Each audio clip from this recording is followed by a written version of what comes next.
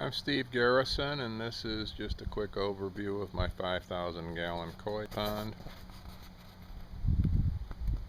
which is two levels.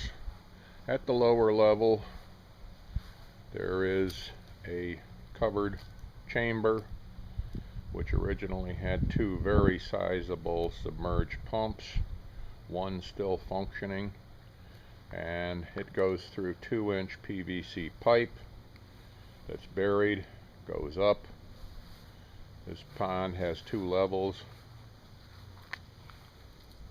goes up and into a couple of troughs which have, this is the second level, these troughs have, and you can see it here, they have kind of a loose weave fiberglass filtration media and bags of lava rock. They're both connected through some kind of a T-fitting, so when the upper chamber is filling, the bottom one is also filling, and the upper chamber is underneath. They roll over the ledges, go through the top level, and then falls down over the waterfall in order to create aeration into the pond.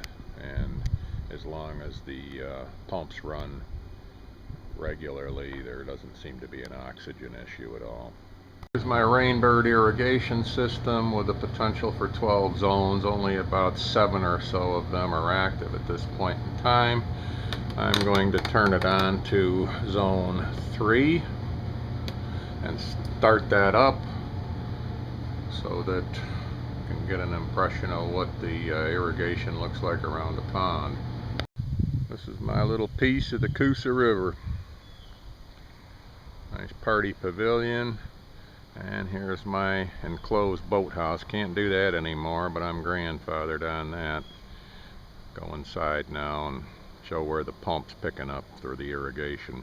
Inside of the boathouse,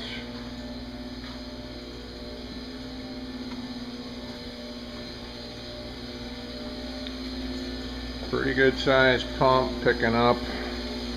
There's a stop valve so that it doesn't backflow and lose its prime, and it picks up about 1.5 feet off the bottom, and right in this area there is definitely a silt bottom. You know, it's real mushy. Here's what the water looks like in the river. You can see down about 6 or 8 inches, but you can't really see the bottom to the side of these steps, so it's fairly cloudy. A lot of suspended solids. And here is the irrigation system in operation around the borders of the pond. There are quite a few sprinkler heads, some of them basically going straight into the pond, at least in some portion of their coverage.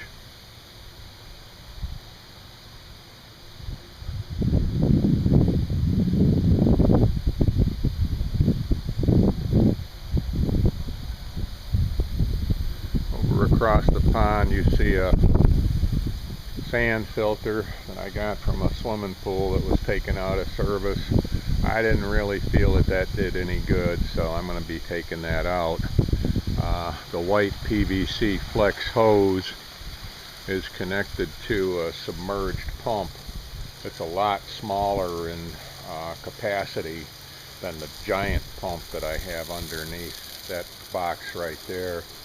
And I'm using that right now to put the water over the falls. It still gives me plenty of oxygenation, but probably has a lot less energy cost.